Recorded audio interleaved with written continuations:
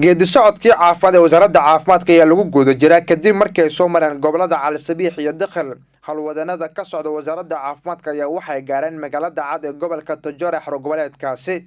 safarkan caafimaad ee wasaaradda caafimaadka ay bilowday ayaa waxaa muhiimada koowaad ay tahay in qaliin la gaarsiiyo gobolada dalka. qaliinkaasi oo isugu jira dhowr nooc ayaa waxaa fulinaya 40 doctor oo takhasus leh, waxayna ay gaareen gobolka Togora xalay 8 markay ahayd saacada Geeska Afrika.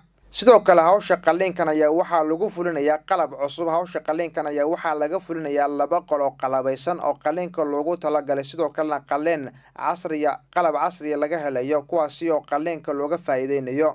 hawshan safarka caafimaad ee ay fulinayso wasaaradda caafimaadka ayaa waxaa si rasmi ah loo daafuray saaka 8 subaxnimo isbitaalka gobolka Togora, waxaana uu socon doonaa ilaa 23 bishan Maarso ay joogi doonaan gobolka Togora. waxaa sidoo kale booqday wasiirka maamul goboleedka mudane Xamadu Carameys oo uu heliyay barafeega gobolka Togora Cabdimalik Maxamed Banoyta iyo gudoomiyaha maamul gobolka Cumar Xuseen ayaa ku soo maray booqasho kormeer si ay wax uga ogaadaan safarka geedi socodka caafimaad ee wasaaradda caafimaadka dalka ay ka fulinayso gobolada dalka gudahiisa.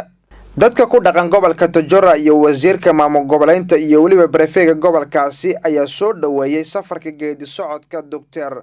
Halam Arhim oo xubno ka ah guddiga isku xirka iyo dhakhtarka ee marka magacooda la soo gaabiyo loo yaqaan Hashe iyo Dr. Abdiraxmaan Cali Kamil ayaa isna kamid ah doctorada geedi socodkan ku jira. shacabka ku dhaqan gobolka Togora ayaa si ballaaran uga jawaabay baaqay wasaaradda caafimaadka. maalintii ugu horeysay isbitaalka waxaa yimid 600 oo qof oo bukaan kuwaasi oo doonaya in laga dabiibo xanuunada ay ka cabanayaan. daryeelka wasaaradda caafimaadka ayaa waxa uu yahay mid lacag la'aan ah oo kooxda caafimaad ay fulinayaan, waxaana isugu jiraan qaliino iyo waliba indhaha, ilkaha iyo waliba carruurta iyo dumarka, iyo qalliino dhowr nooc baaritaano kale oo ku aadan kansarka naasaha ku dhacaya kuwa kale oo la mid ah.